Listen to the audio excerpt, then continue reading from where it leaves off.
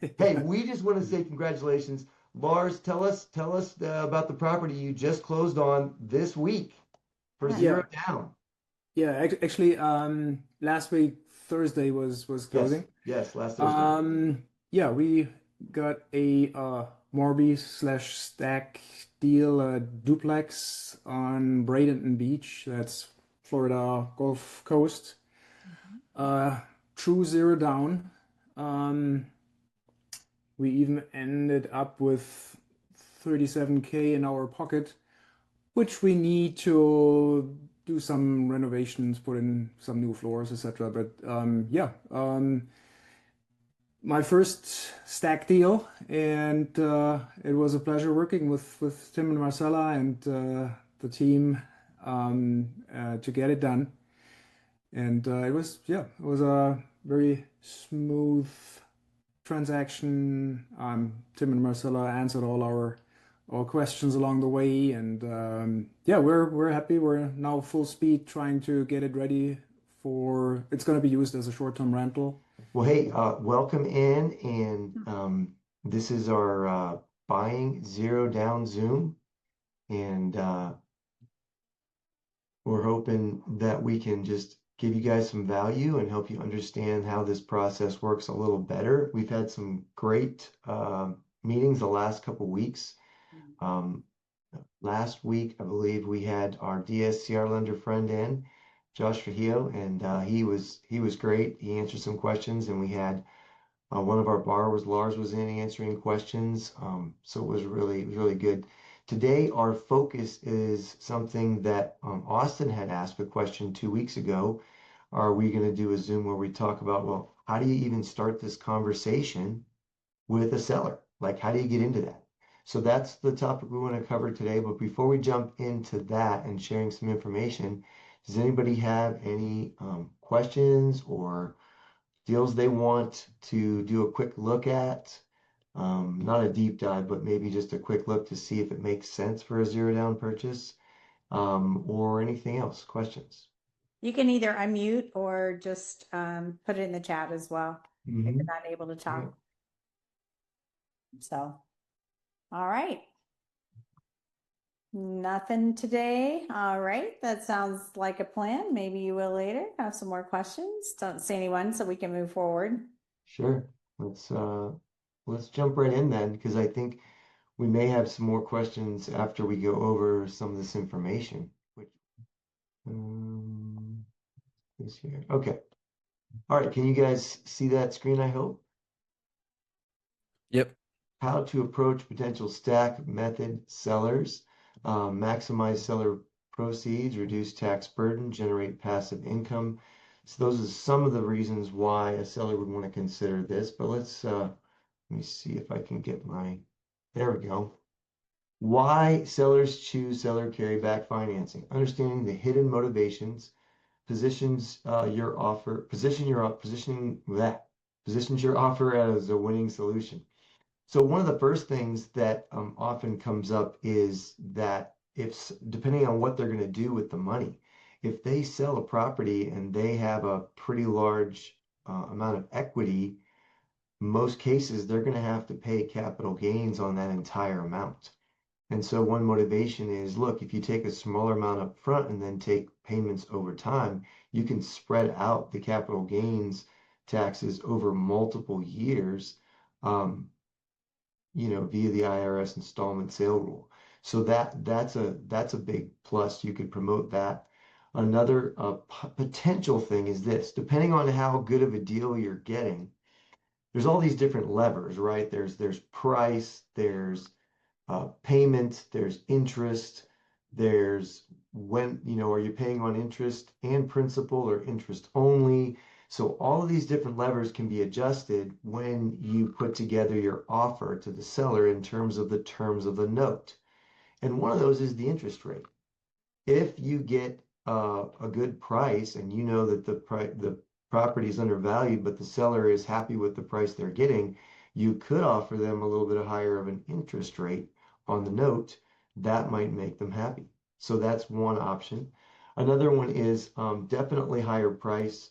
A lot of times when somebody's having a hard time selling their property for whatever reason, they're getting lowball offers from wholesalers who are trying to make an assignment, right? For sure. But coming in as somebody who's like, okay, well, you want 500,000, we can make that. We can make that work. We can give you 500,000. I know everybody else is offering you 400,000 because they're trying to get a steal, but I'd be willing to do that if you're willing to negotiate on the terms of how that money is paid back. So offering them a higher price is a great incentive. For some people, they're getting ready to retire. Maybe they just want a regular paycheck coming in the mail. You know, they're really selling that property so they have some money to live off of. Well, it might make sense for them to have this as a passive income source for them. And then another thing is with a DSCR loan, you know, we can get appraisals that allow as is sales because in a lot of cases, maybe these properties are distressed or they need some work and it's maybe difficult for them to get the appraisal for the value that they want in the condition that it's in. But if they're willing to negotiate on the terms of the sale, i.e. the note that you would create for a portion of their equity, then a lot of times um, they don't have to worry about the appraisal. You get the appraisal based on the value you're going to get out of the property, and they get their price without having to get an appraisal that matches the price they want. So that's some of the reasons why a seller would choose seller carryback financing. Let's see here. Can I get it to advance? That is the question. Hold on a second. Yeah, board is not. There we go. So in the scenario where maybe you everything else makes sense and you can give them a little bit higher interest rate, you could do a scenario where you could show them, hey, here's the advantage of seller finance um, over a traditional cash sale. Maybe at a traditional cash sale, your house, somebody would only be willing to pay you 470K because it needs some work. Okay. But you could say, okay, we're going to give you your full asking price of 500,000 and we're actually going to give you 10% at closing. So you're going to get 50,000 in your pocket at closing. And then you're going to have immediate tax gains because you're going to be paying on taxes on that over time instead of paying the entire tax equity right up front. Your monthly stream of income versus having all the money up front and losing a lot of that to taxes, your total interest earned over 5 years. So again, at 10%. Now that's a bit high. Most of our buyers for these stack method seller carryback deals are negotiating something more like 4, 5, 6% with their sellers. Some are getting 0%. Again, it just depends on the seller and their motivation. But in this case, you're showing them that, hey, if we give you 10%, I mean, even if it was half of that, even if it was 5%, they would take in an extra I don't know, what would that be? $70,000 in interest payments that they would get over 5 years. That's pretty good. So their total amount that they're going to make would be much higher in the end. That's kind of what you want to show them and let them see that that's a possibility. All right, so 4 steps in communicating with a potential seller that might qualify for one of these deals that we already talked about the things you need is there has to be enough equity to cover the down payment and closing costs. There has to be a new loan in place, and that's really on you as the buyer. And then the seller has to agree to carry back enough that it's going to work. And as long as those things apply, then how do you approach the seller? What kind of steps do you take in opening up that conversation? One step would be to uncover the seller's core problem. Ask open-ended questions, find out their pain points before presenting an offer. If you sell this property tomorrow, where are you planning to putting the cash? That's one question you could ask. Are you worried about capital gains tax hitting when you close on the full amount? Are you looking for a massive lump sum right now or a steady hassle-free monthly income? Is that more important for you in terms of your retirement? So just by asking some questions, being curious and finding out what their motivation is to sell, what they're going to do with the money, how much do they need right now at closing, and how would it benefit them to take some of their proceeds, some of their equity over time down the road. Step 2, present a 2-offer framework. As we showed in that illustration a couple slides ago, you could show them how they would actually make more money over time versus a traditional low offer with, kind of as is cash offer, and say, hey, we could offer you, $400,000 for this property, or we could offer you your full asking price if you're willing to negotiate on the terms and take some of your equity over time. So that's an approach you can use, the 2-offer framework.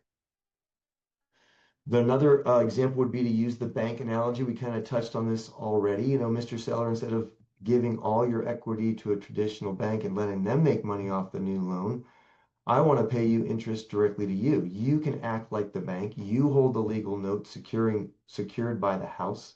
And if I don't pay you, you get to keep my down payment, keep all the monthly payments that I made, and take the property back. So that gives them some security there.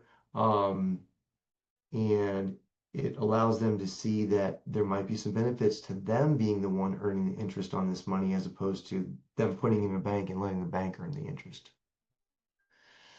Step 4, protect the seller to build absolute trust. Proactively build in structure safeguards. Don't wait to be asked. Offer a significant down payment. Really, it's more like, how much do you need at closing? What do you need? Let's start with that, right? How much price? How much do you owe? How much do you need? From that, we can figure pretty much out the rest of the numbers and make them an offer of how much of a down payment we can give them if there's enough still left to carry back. Putting 10-15% down up front, saying at closing you're going to get 10%, 15, 20%. Or in many cases, we're only asking the seller to carry back what, 30%, 35%. So they're going to get 70% back at closing. That's pretty good. They can do what they want with that, and then they'll get the rest over time. Use a third-party servicing company. Suggest that an independent escrow company like Allied Servicing would collect the payments and distribute them to the seller. So that ensures clean bookkeeping and tax reporting. And also, it's one less thing for you as the buyer to worry about, right? Let the servicing company take care of the monthly payments, and then you don't have to. Maintain property insurance. Ensure the seller that it's listed as additional insured, that they are listed as additional insured and loss payee on the homeowner's insurance policy. So if there was something bad that happened, they would still be able to claim their portion of the equity that would be left on the property. So those are some things you can do to kind of give them a peace of mind, to build trust. Those are some things you can offer. And then the last thing is just to ask those key questions. This probably should be the first slide, but the key questions to start the conversation, to tailor your pitch, gather the information you need so that you can get the right approach for each seller. What is the seller's current situation? Why are you selling? That's important. Does the property have an existing mortgage, or is it owned free and clear? Again, how much do they owe? Key question. And then what were you looking to get price-wise? What do you think this property is worth? So if you know what they're looking for price-wise, if you know what they owe on the property, if you know why they're selling, and also if you know how much do you need at closing, those are the numbers you can work with to customize and tailor your approach to how you want to do that. That is it. I'm going to stop sharing so we can answer questions, talk about this, potentially do some role playing, which would be fun. So Who's got questions on any of the slides?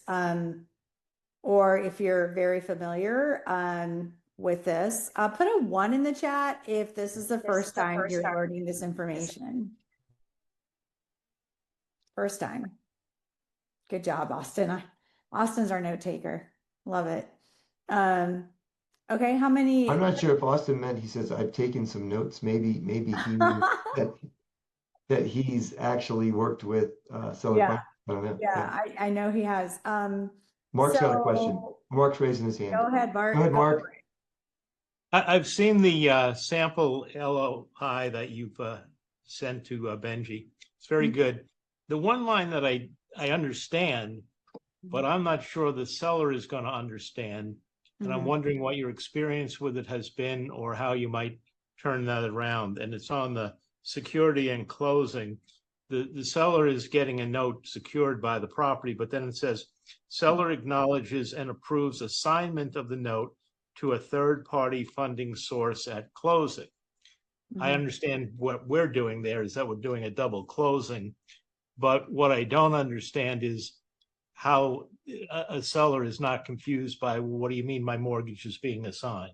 It sounds like it's being given away and they never get Yeah, it. and I'm gonna be honest with you, Mark. We created that generic, it's very generic LOI, using AI, and it is customizable. The whole point of that was take what you need, delete what you don't, and then fill it out and get the seller to sign it. Because I agree with you. If anything you feel is going to confuse your seller and it's not necessary, just take that out.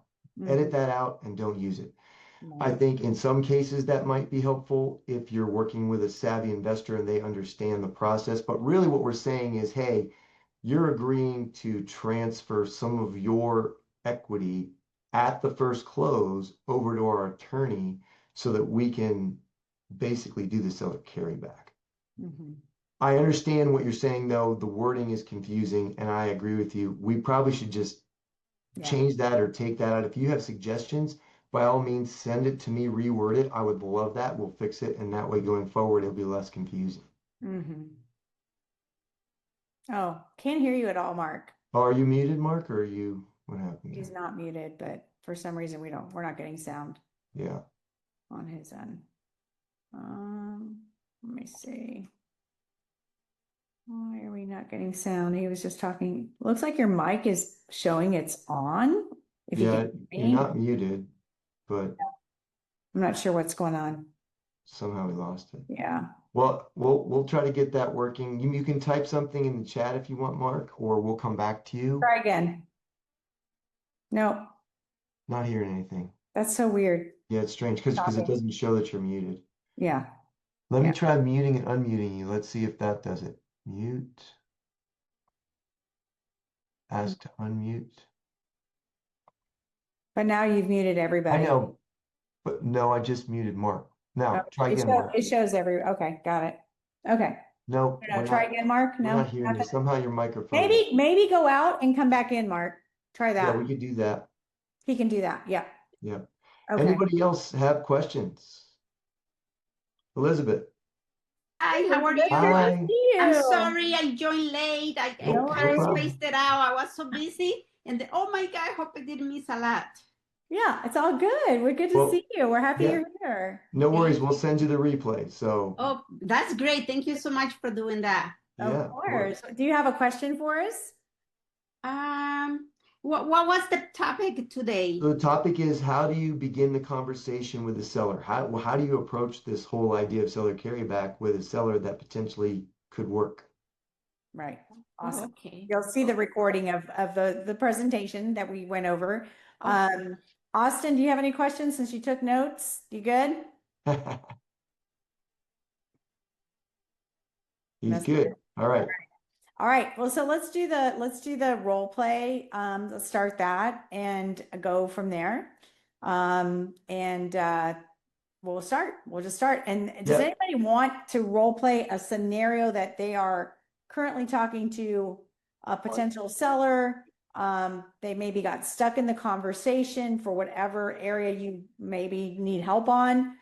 We are happy to role play that scenario with you. Anybody? And you can just unmute. You don't have to have your camera on. Okay. All right. So do you want to go ahead and start that role play? I'm going to Oh, wait, Benji Benji has had a a question. question real quick. Okay, go ahead, Benji. Benji, go ahead, unmute and ask your question, Benji. I was gonna do the role play and try to get Mark back in. Okay. Yeah, okay, that sounds good. All right. Are you saying you want to role play with Mark? Yeah, well, yeah, because we had both had questions on it. Okay. I saw. I think he did. He leave? Did he leave? No, Or he's can you- still here. Still there. Mark, did We're you, not were sure you able why to his fix it? microphone's not working. No. Does that help yet? Trying to adjust it. Oh, okay, it might be your internet connection because I did hear you a little bit right there. Mhm, Kind of choppy. mhm. Yeah. Hmm. Oh. All right. Well, Benji, do you want to role play with Tim for now? Sure. Okay. All right, so do you want to be the seller or do you want to be the buyer in this case? I want to be the buyer. Okay, great. All right. Yeah. So you're going to be the buyer, I'll be the seller. So you go ahead and start asking me some questions and get some information and we'll see how it goes. All right. I'm the buyer. How much would you like for the property? Good question. I've been asking for 550,000. I think it's worth that. 550. And what would be what's your NOI on the property? This is my private residence. We should probably establish what kind of property we have here. Is he doing I'm just Right. thinking, multi-family, let's Benji? keep it simple. No, We'll have just retail. a single Oh. family home, I don't know really single family, so that's why it's hard for me to relate to the single family. Just make up a number, Tim. Yeah, I Well, don't know. why don't we do the opposite? Because I have the 1.2 million, so I could There you go. right. It's the same exact case scenario. Okay, so The you're one I gonna be have, you're gonna be you'll be seller. the seller, I'll be the buyer. Okay. Yeah. So so Benji, hey, you got this property for sale. Why are you selling? I'm trying to acquire a second property. I was trying to develop another property. Okay, and I think you said your asking price was it 1.2 million? Is that what you're looking for? 1.2. Okay, great. Are you getting offers at 1.2 or are you getting low offers? I'm getting offers, but not anyone could come up with a down payment. Ah, I see. Okay. So are most people making so they're looking to get a loan, right? They're looking to get a loan for that property and they're having a hard time coming up with that down payment. Interesting, Mhm. interesting. Well, we might be able to solve that problem. Actually, the way that we were looking to possibly structure this, let me ask you this. What do you owe on the property right now? Do you owe anything on the 1.2? 620,000. Okay, so you owe 620K. So that's about half. You got about 50% equity there. That's good.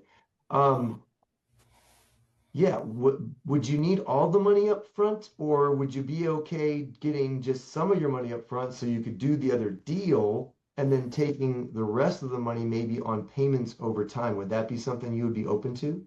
Well, I have a note for 620, Okay. and I want to owner finance, clear out the note, Yep. and then I don't mind taking 20% down. Okay. So How you'd is be willing that? to take 20% down, And hold which a means second. you'd be willing to take about, let's just do rough numbers here. Be willing to take about 30% over time on a new note. Well, my guy said 20, but go ahead. Yeah, 30. Well, I mean, you said you wanted 20% down, which means if you have about 50% equity, you'd be willing to carry the other 30 over time. Is that right? Correct. Okay. Mm-hmm. That probably will work for us. I need to secure my loan. So if I can secure a loan for 75% loan to value and the appraisal comes back comparable for that, I think we could make it work. The way our team buys properties is we figure out what you need, and it sounds like you need 20% and you need to pay off this note. So if we could take care of those two things, that would leave 30% that we could use the equity to cover our down payment. And that way, both of us could win because you would get your note paid off, you'd get your 20%. We'd be able to buy the property without having to come up with a down payment because our loan's going to cover 75% and your 30% carryback will cover the down payment and the fees. What do you think? Does that sound like that might work for you? That sounds like it'll work. Yeah. All right, great. Hey, I'll tell you what, I'm gonna send you over, based on our conversation here, I'm gonna send over to you an LOI that has these details. You look it over, and I'm gonna start working on getting that loan. Now, I'm gonna be honest with you, I'm gonna be upfront here. Because we have to secure a loan on this, it's gonna take a little bit longer. This isn't gonna be a quick close. Are you okay with if it takes us 6 to 8 weeks to get this thing done and you get your money and you're able to walk away and do your other project? Oh yeah. Okay, perfect. Because sometimes it takes a little longer to find this kind of a loan on this scenario, but I just wanted to let you know that up front. Okay? Hmm. All right, great. Well, let me send you over that LOI. You can take a look at that, and if it sounds good, we can sign off on that, and we can get going to work on getting that loan. And once we get the loan, the rest of it we can just get the paperwork done. I have some partners I'm working with that have the attorney to already to draft the note. They have the TCs to handle the paperwork. We won't have to worry about any of that. It'll all get taken care of, and then we can get on with our next deal. What do you think? That sounds great. Now you say 6 to 8 weeks. Is the 6 to 8 weeks to close, or is it 6 to 8 week to make the determination whether it'd be a That's a good great question. That's a great question. I would say that we probably would be able to secure the loan within the first 4 weeks. And then once we get the loan in place, it might only take us 2 weeks to close. It could take three. That's why I'm saying let's make ourselves a window of 8. But I'm going to tell you this. I'm not going to let you leave you hanging. If we can't secure the loan within the next 4 weeks, we'll let you know. Okay? Yeah. Now would the process be me receiving the LOI, you secure you secure the financing, Right. and then you're gonna do the due diligence period, or within the 4 to 6 weeks is the due diligence period that time. I would say that the due diligence will start, yeah, as soon as we get that loan secured, we can start the due diligence period. And that's where your 2 to 4 weeks comes in, the second 2 to 4 weeks. Now, if we get this loan in 2 weeks, and then we can start the due diligence period right away. We just don't know how long it's going to take to secure the loan. But once we get the loan secured, we can sign a contract, and that's when the due diligence will begin. We're going to start with an LOI so that we have some flexibility so we can work with these different lenders. But then once we get that lender in place, we'll get a signed contract from you and from us, and that way we can start the due diligence period, and then our team can take over and do the paperwork. How's that sound? Sounds great. Now, who are you gonna? Would you be paying for the title search and the inspections, or who are am I gonna have to pay for that? Or Well, we could take those numbers into account. It would be like any other normal sale, right? Like there are some expenses that go to you, there are some expenses that go to us in a normal purchase. So it would be the same as normal. Whatever you would normally pay at the first closing, or the normal closing, you'll pay, and whatever we would normally pay at the closing, we'll pay. But those numbers, those should come out of the equity that we have. So it shouldn't cost you anything upfront. Okay. If there's any upfront costs, those will probably be on me. But when it comes to closing, there is going to be some closing costs for you, and there is going to be some closing costs for me. Does that make sense? yeah, so the title search and doing all the um, making sure plumbing and structural and all of that engineering report is all going to be done. You're going to do all of that, and I don't have to worry about it. That Is sh that that should be done during the due diligence period, yes, once we secure the loan. Yes. once you secure the loan, Right, that's how it's going to take, right? right. Right. Yeah, once it's under contract, we will definitely outline all those details and make sure that it works for everybody. Okay? You're saying you as the buyer, you're going to go ahead and secure funding, then put a contract together with me, and that contract is going to be what 30 days, 40 days to close Yeah, it should be a normal time frame once we get that loan in once place. we get the Yep, funding yep, situated. yep, for sure. Yeah. All right. Hey, good job, Benji. Thanks. Hope we get this one. Yeah. Okay. That's good. That's good. Were you getting any kind of pushback from your seller, Benji, at all? No, my seller is actually just waiting on me to find out exactly what it is, and that's why I was hoping Mark to get his question in, because that question Yeah. was important. Mark, are you able to get good signal there? Because you're still muted. Now you're muted. Yeah, he's still muted. Right Let him now he's unmute. muted. Let him unmute though, so make, There we go. Okay, there you go. Yes. is that We try to working do- now? Yes. Yeah. Yes. Yes. Great, Good. okay. Technology prevails. Um, okay, question for when you're doing the LOI, if we get that done, we would then send it in to you for review to make sure we're on track here and then go for the loan. Is that the procedure? Excellent. Yes, that is the process. We have some borrowers that start with a contract, and unfortunately, in almost every case, we've got to go back and redo the contract because what they do is they want to put that seller carryback language in the contract, and we can't do that. We have to keep it separated out. So the way we keep it separated out is we don't start with a contract, we start with an LOI, and we just need the basics. We need the property information, we need the purchase price, we need how much the seller owes, and how much they're willing to carry back. With that basic information, now you can have other things in there if you want to, but that all can be negotiated later, okay? It just depends on how much the seller wants in terms of language. But I would say the simpler the better, and you're exactly right, Mark. You would submit the signed LOI, needs to be signed by both parties, with the request for funding and for help with the stack method deal on our website. And then our team would get back to you right away and say that they're reviewing it.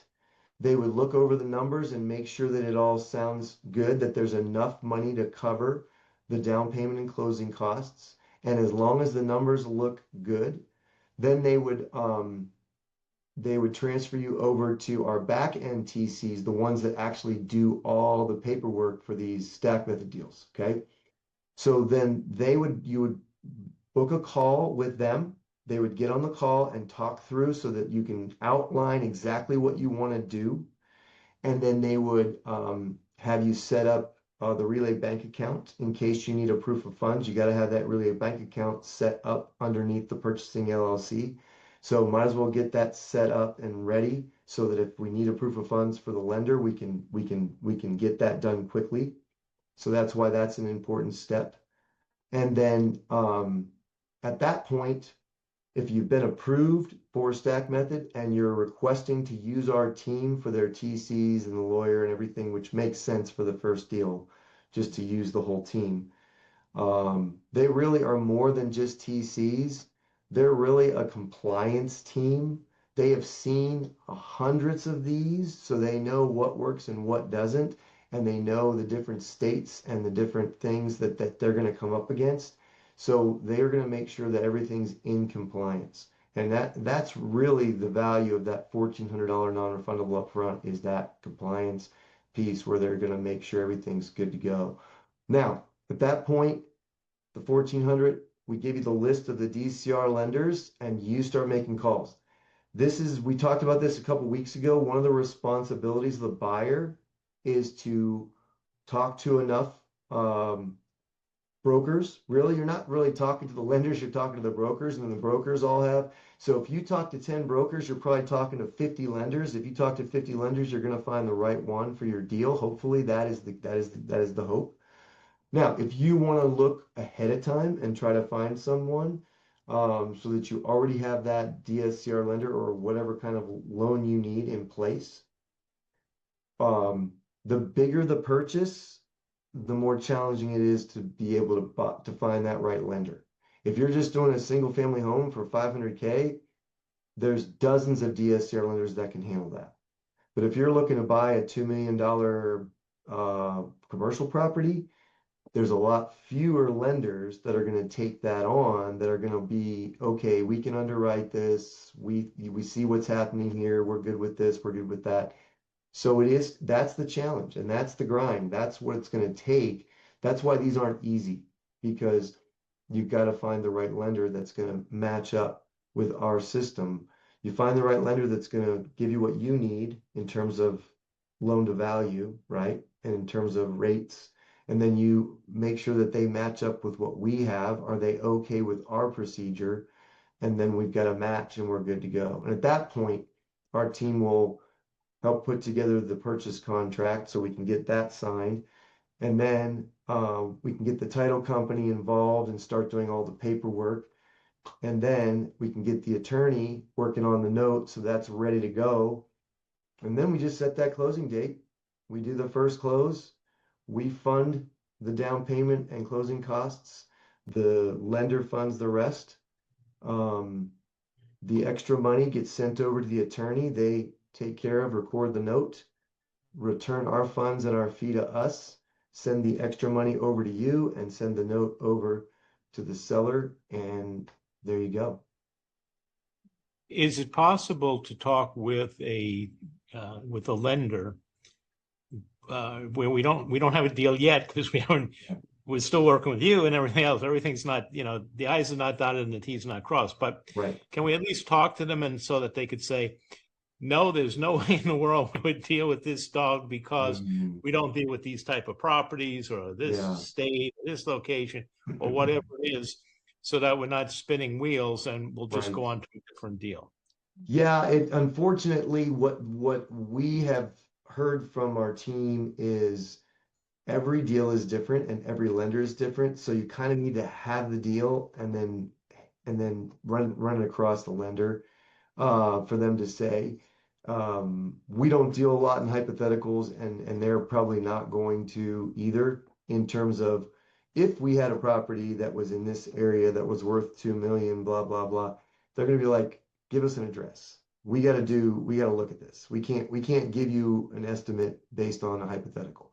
And I understand that you can't underwrite a hypothetical. You got to have an actual, you got to have the numbers, right? Well, you have to also have the property, Mark, because a DSCR lender looks at the asset itself. Right. Right. So without the asset and without the information, they got nothing to work with. They won't even talk to you. Now, what you could do is you could get out there, and again, we give that list of our DSCR lenders that we've closed deals with to people that are actually in the process that have signed up. Marcel and I have 2 or 3 names that we work with directly that we could, you could go talk to them and see if they know of a lender that will work in those ranges. I don't think there's anything wrong. I think it's a great question, Mark. I don't think there's anything wrong with doing a little bit of legwork up front just to find, like, even if you have a range, we're looking at this size of a property in this price range in this state. Are we even in the ballpark is what you're asking. And I think that's a great approach. I think that's a great approach. We can only give you a couple of our lenders that we work with directly. To get that full list, you kind of have to jump into the whole thing. But we could start you off with that list and we could see where we go. Yeah, I think it would be good to do a little bit of legwork and see, okay, how many possible lenders are out there that fit what we're trying to do before we pull the trigger on an LOI, right? Yeah. Yep. Now, yeah, sorry. Yeah, go ahead, Mark. Yeah, the fee that you charge is what's, for lack of a better term, at risk, because if we would never be able to get a loan, then we would have paid and not have a deal. Yeah, and I mean, we're talking multi-million-dollar deals. $1,400 is pretty small price to pay to at least give it a shot. But I agree. We can give you the couple lenders we have. You can go out there and search for others as well and do some research on the front end to see who might fit the parameters that we're looking for. Sure. Okay, and I assume also that your team would look at this thing and go, well, as far as numbers go, this is great. But really, you want to do a hog farm in New York City? Yeah, really? Right. Come on, guys, what are you thinking? No, you're right, Mark. Exactly. Our team is going to look at it and they're going to say, hey, it might be tough to get a loan on this one, right? Now, Yeah. the other thing that is, we just ran into this the other day. We have somebody who's looking to purchase a 100-unit multifamily. They own, and they already own, like, I think it's what, 50-unit multifamily? They went to the lender, and the lender said, you don't have any experience with this size of asset. Yeah, we understand you've got a 50-unit, but you don't have something that's over 100. Do you know someone who has that experience? If you can do a deal with somebody who has that experience, then in the future, we'd be happy to just work directly with you. So Yeah. when you get to those bigger deals, it's not just, is the asset good in a good location going to produce? It's, do you have the experience? Right. Right. And they're also going to look at capital reserves, like, how deep are your pockets, right. right? So they're looking at multiple factors when you start getting into the multi-million-dollar properties. Do you have experience? Do you have capital reserves? Right. And they want to know that. They want to explore that deeper before they would provide any type of loan for that project. So, yeah. I'm looking at Anyway, Elizabeth had a Angie's question. son sticking Mark, in are there. you Yeah. good? Are you good? I'm good. Okay. Great questions. Thank you for asking. Thank you for being on here. Elizabeth. Okay, yes. Well, I wanted to let Mark know and everybody else on the team on the Zoom that I am a lender. I work with a brokerage, so we have DSCR loans. Like right now, we have one that starts at 5.35%. There are some requirements like a minimum credit score of 60,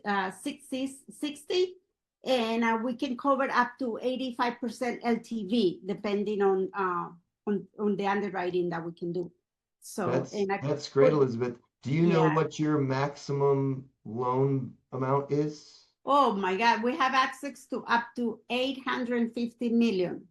Okay, there Yeah. you go. Mark, Yes. So get too. Elizabeth's Yeah. number right now. Write that down. Yeah, she's got a I green just card in did, the and I chat. went, gosh darn, we were going to be there at 900 million. Yeah. No, There you are. a question for Elizabeth. Uh-huh. If we call you up ahead of time, we could do like a little interview, and you could do some background of Oh, giving the yes. credit score. Yes. Right? Okay. Yes, Yeah, I we'll can do go that. over like the requirements to make sure that when you're ready, that you meet the right requirements to qualify for the loan. Yes. Yep. Perfect. Wonderful. Love it. Yeah. And her Blink card is in the chat, so feel free to go ahead and click on that. I was actually going to ask. I saw that on the chat. I don't know if that was a spam or if some AI just put that in. If that is real, that's Nope, what I that's raised real. my That's hand. Elizabeth. Please grab Yeah. that Okay. information. Yes, I am real. Okay. No, but I wanted Tim and Marcella permission. I was like, what is that? Somebody just put that. So No, I'm glad you asked, especially after what happened on our third Zooms. Who was right. on the third Zoom when we had the knuckleheads jump in and wreak havoc? Yeah, Anyway, yeah, I was there too. Yeah, I was there yeah. too. I want to give a shout out to Lars. Lars, we're glad that you're here with us tonight. And we're gonna I'm say sorry I'm so late. We had some family issue. it's fine. It's no worries. I wasn't sure if you knew we had to change the time to 4:30. We did that for you because you're on the East Coast. That's fine though. No worries. No worries. Hey, we just want to say congratulations. Lars, tell us about the property you just closed on this week for Zero Down. Yeah, actually, last week Thursday was closing. Yes, last Thursday. Yeah, we got a Morby/Stack deal, duplex on Bradenton Beach. That's Florida Gulf Coast. True zero down. We even ended up with 37K in our pocket, which we need to do some renovations, put in some new floors, etc. But my first stack deal, and it was a pleasure working with Tim and Marcella and the team to get it done. And it was a very smooth transaction. Tim and Marcella answered all our questions along the way, and we're happy. We're now full speed trying to get it ready for. It's going to be used as a short-term rental, and we hope to get there in about 3 weeks from now. Oh wow, you'll have it ready to go in 3 weeks? Awesome. We'll be there just in time. Yeah, we're gonna be your first renters. We're telling you right now. Probably. Yeah. Yeah, we Yeah. need a place to stay. We'll be there in July. Yeah. Perfect. Anyway, Well, thanks that's for awesome. being on here. Yeah. We're super psyched for you, and I know you've already got another one in the pipeline that you've been working on since what, November? Oh yeah, yeah. Actually, both of them. The one we closed last Okay. week, Yeah. I think we saw that back in November or maybe early December. Yeah. And initially we decided against it, but we reconsidered, and I think that was a good decision. Yeah, that's great. And yeah, no, it's fantastic. So Great. It's been a pleasure Great. to work with Lars, and Yes. we're looking forward to helping him grow his portfolio. Yeah. Lars, if there's one thing, there's a lot of newer to Morbies on here, newer to stack deals on here, newer to seller carryback financing. What would be the one takeaway that you would share with this group? That's such a great question. oh, um, I guess there are several takeaways. Yeah, go Go for ahead. Where do we it. start? Um, I think in the very beginning there's some sort of hesitation, does that really work? Is it a scam or what? And well, I can tell you no, it's not a scam. It really works. Um, it works with a limited amount of all the properties that are on the market or off market, right? Because you're typically looking for a property that has been on the market for a long time, 300 days, or depending on the market you're in and the type of property that you're looking at. And so typically the seller owner has to have high equity in their property, right? Otherwise, if you have, say, a DSCR loan with 70% LTV and you put, say, a 35% seller carry on top. Now, if the owner just has 30% equity in his property, then basically they would be in a very bad position at closing because they would have to basically throw in funds, right? And you typically wouldn't do that. So, and I guess one takeaway is, how do I even find these properties, right? And so in order to be able to talk to the seller, you have to find a motivated seller. And what I do these days, and this is basically kind of a learning curve, learning experience that I had, is I use different tools and look for properties that fit my buy box. So say your buy box is single family homes in Atlanta. So you believe it or not, I keep finding properties on Zillow. Everybody in the creative world is more like Zillow. You don't use that. But these days I keep finding deals on Zillow. So I type in my, say, single family home in Atlanta. It's been on the market for at least 180 days. And I come up with a list of, say, 20 properties. Now, I type in the addresses in I have a little AI tool. It's basically just a prompt and have it analyzed, a quick analysis, right? Yeah, I'll say And yeah, so, and I'm using mostly Grok, but you can use ChatGPT or any other tool. So I asked Grok, hey, this property on 123 Main Street, I'm a buy and hold investor. Is it, what's your opinion, right? And Grok will start a calculation and say, okay, so the price is what you can expect, or it's 50K too high or too low or whatever. And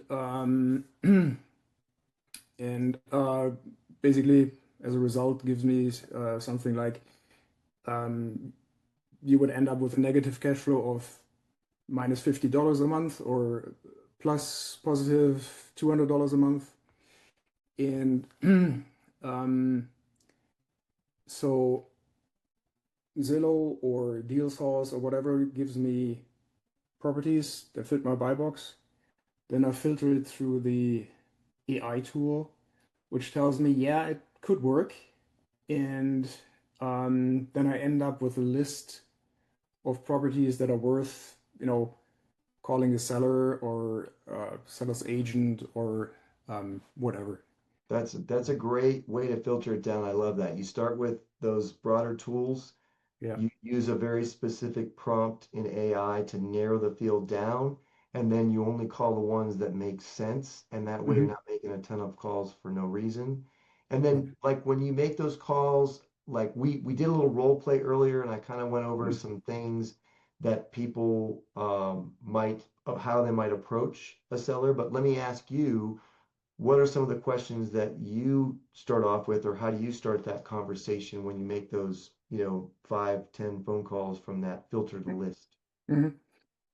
Yeah, so I think everybody has to develop their own way of approaching these calls. I think it's very important just to be you, right?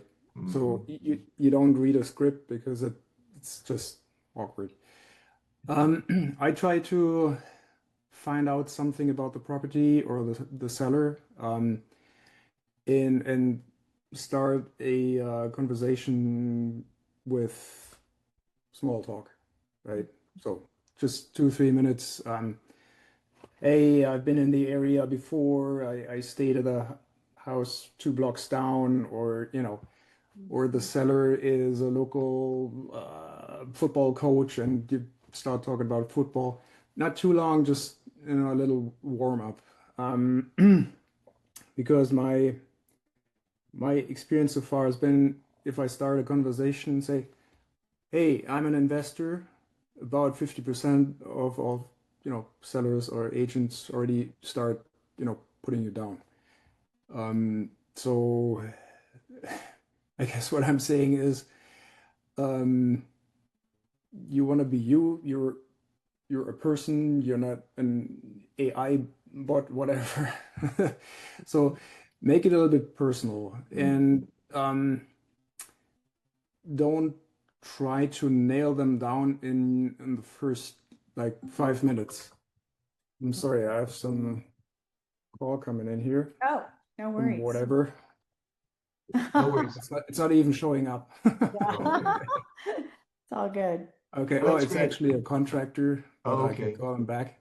Oh, no. Yeah, if you need to go, go You ahead need and to go, go. that's fine. But I No, no, love no, that. no, You're no, no. right. It's I think it's okay. the personal Uh, approach is so important yeah, because people want to do business with people they know, like, and trust. yeah. So if you're just coming at them with numbers, they probably, aren't going to want to work with you. But if you start off, like you said, finding out a little bit about them, about the property, make some connections, find some common ground. That's what I hear you saying. And from there, then you can start talking about the property and maybe start talking about numbers, and they're going to be a little more warmed up to you at that point, Mhm. right? So that's great. I love that. And even if the seller or the seller's agent or broker says, you know what, they won't do a seller carry, right? So you've established a relationship to someone, and that person may call you back in six weeks from now and say, "What? But now I've got a deal for you, or a property, or a seller that uh, considers a seller carry." And yeah, I think that's a takeaway. So don't be upfront and say, I'm an investor and I need 40% seller carry, right? It will basically probably kick you out of Yeah, most conversations. yeah, for sure. Um, Well, thank you, Lars. Thanks for sharing your wisdom. We appreciate that. Somebody commented, John said, great advice for a newbie. Everybody's at a different place in their journey. And we just want to help everybody move forward. So we thank you so much for being on here. And yeah, we're excited to do more deals with you. So thank you for being on. Lars, tell Therese we said hi. Yes, please do. And Thank you. we're not kidding. We've had 2 rental properties that fell through. So we may be calling you up in 3 weeks and going, I know, I told him about it. Can we stay there?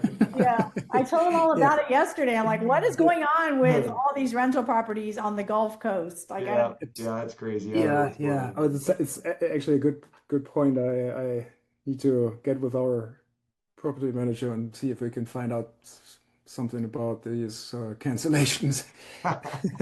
It might just be unique to us. It could just be that God has a different plan and we're just waiting to see what that is. So Yeah, yeah. it's all good. It's all good. Hey, before we wrap it up here, because we're right at 1 hour, anybody else have a burning question, a question they'd like to ask, or a topic for a future Zoom? Austin was the one that brought this topic to us 2 weeks ago. We thought it was a great idea. Any we can questions, always do more suggestions? role play. We're happy to do that. Yeah, that's good too. Role play. Thank you, Who Benji, needs help for with doing those the phone role play with calls? me. That was great. Yeah, for sure. Yeah. Anybody? Okay. Anybody else? I do have a question. Yes, Okay. Elizabeth. Yes, yes. I noticed that you put in there Marcella Clark funding partner. What is that for? Is that like a group that I can be added, or what is that for? No, you mean just my description at the bottom of my square or rectangle? It's just I'm a funding partner. That's what I decided to Oh, put I in. see. Oh, because I haven't seen that before. I'm sorry. Yeah, on the chat. I just Oh, noticed good. that on the chat. So what is that? Okay. Yeah. Yeah. She partners with me in fundstoclose.net. That's what it is. Okay. Now I got it. Yes, Thank you, guys. absolutely. No, yeah, we haven't changed teams or anything. We're good, No. Elizabeth. Yeah. Everything's the same, status quo. Okay. So, Thank yeah. you. Thank you for that. And thank you for the class. Of It's been very course. helpful. All right, Good, great. you're Well, so we're glad you're welcome. here. We're glad we connected you with Yeah. Mark, and maybe we can run some numbers for those guys to help them take this next step. That'd be great. Yes, Yes. absolutely. Well, we'll keep y'all posted on the topic for next Wednesday. We're going to be on the road, but we're going to make it happen somehow, some way. We're going to make this happen. So, Hopefully there's a hot spot in the middle of Texas. yeah, or it's going to wherever. be it's going to be 4:30 Pacific again. If you can all join in, that would be great. We'll send out an email with the replay from tonight and then details about next week. But thank you so much, everybody, for coming in. This has been great. You guys are amazing. The questions, the things we're learning from each other, the connections we're making. This is what this is all about. So thank you all for coming out. And for those of you who are new, if you want to reach out and text or call and set up just a one-on-one Zoom, we can do that as well. If you have more questions or something specific you need help with, let us know. Sounds great. All right. Thanks so much for coming in. Thank you, everyone. Nice Well, meeting Hey, everybody. Thank you, We'll everyone. see you all next Bye. week. Have a good one. Bye.